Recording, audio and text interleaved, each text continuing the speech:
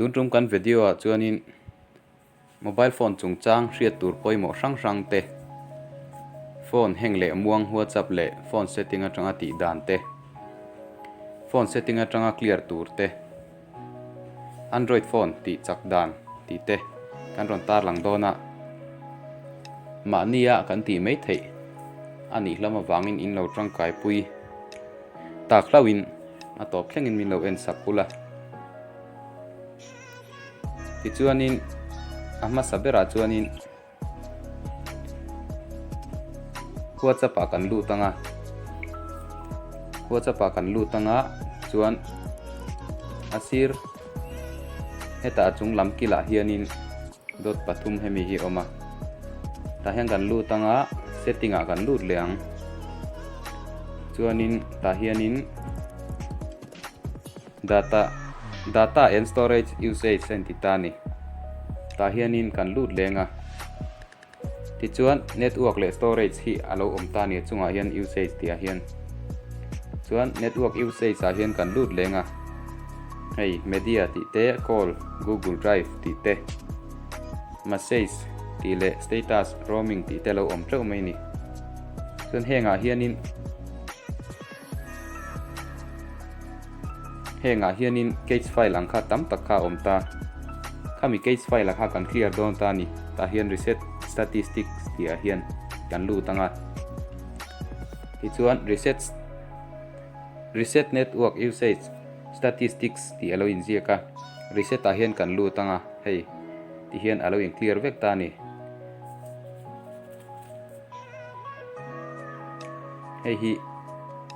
kan clear nuwa hian phone muang ang chi te file poimo lo ang chi te le case file chi rang kha khang ho zong kha ain pai ta ain clear le ta ti chuanin kan chuak anga phone setting a kan lut leang setting a kan luta apps a kan lut leang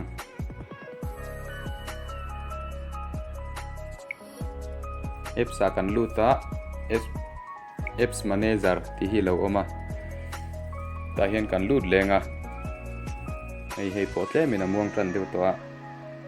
ti chuan ta hian heng ho application zong a hian case file hi awm deuh veka kha ho kha phone ti muang tu ani thina wangin pai vek tur ania clear thei chung clear vek tur ania ama sabera chuanin Amazon shopping ti hian kan lu tanga chuan force stop uninstall ti telo oma storage battery life data usage ti khalo inject ta ni ta hian storage a hian kan lu tang chuan heta hnuai bera hianin cage file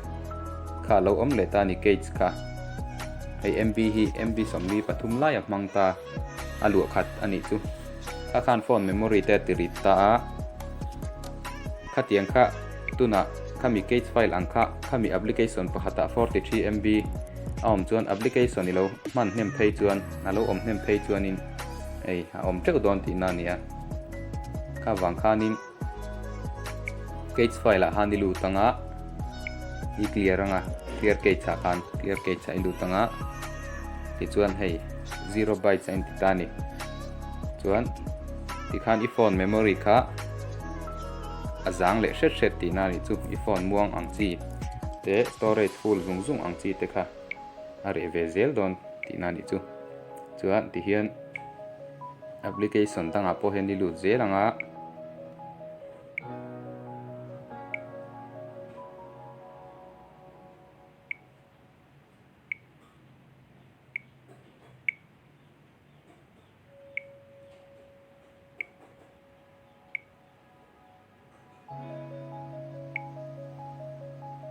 ti chuan heimia kan soi bel du chu ti sual pal hi la om ve ang reng khop maya tuna hianin storage sa ilo lut ta clear cache beklawa clear data i me hi chuanin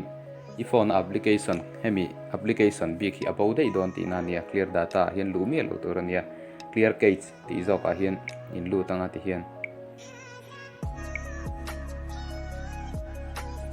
chuan ti khan info na om zong henga te po 55.47 MB ni tani cage file hi kha ipai zelanga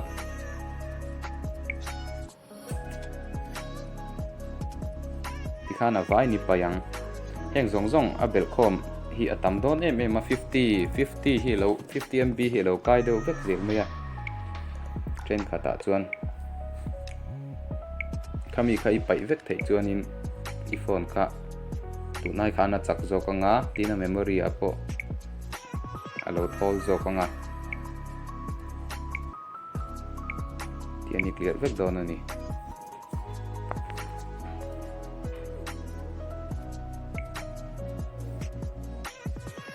chuan hita tang hian kan chuak le nga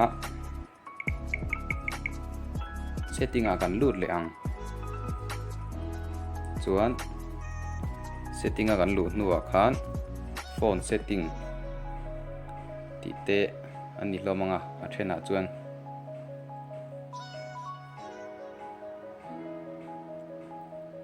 phone setting thena chuan about phone ti te khan omanga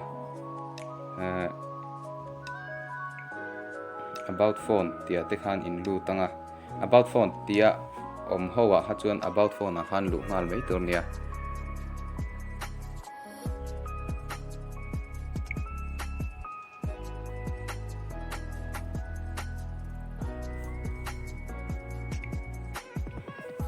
chuan developer option ti te about phone tia te khan in lu tanga ta chuan my device ti ni ta a chuan ta hian kan lut le ta ani chuan software version ti te baseband version ti te lo om ta chuan ta hena software version te hi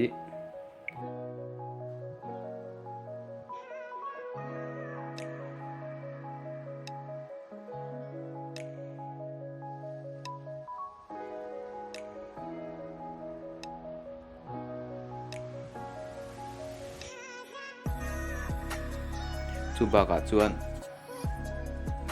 tun laya phone te an mang na sa to a ta hian IMEI hi riat hi apoi mo khop maya phone bo chung chang a te report te han the lu don mai la IMEI hi angai thina tin ma ni ngai po hianin kan IMEI hi riat hi apoi mo khop maya chan chu kan ti bo nuwa mi in khoi huna mo kan phone ang deuh te an lo zuarin lo keng le theya kan phone ang kan ti sia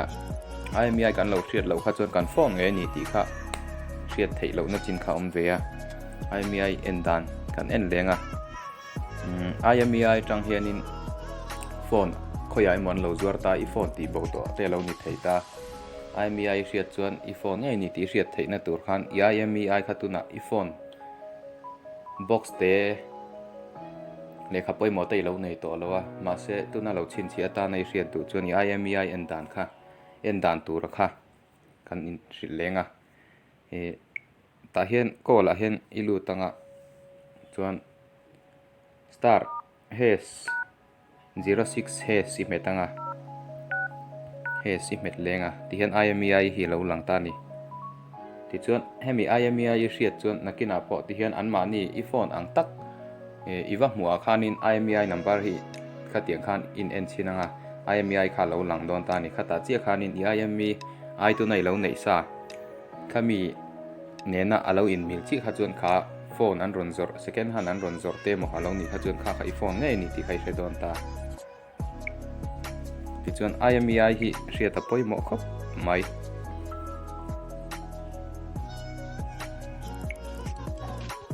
adot le chuanin thil hote a hretan chuan thil hote ania hrelo tan chuanin boi ve fe na thamania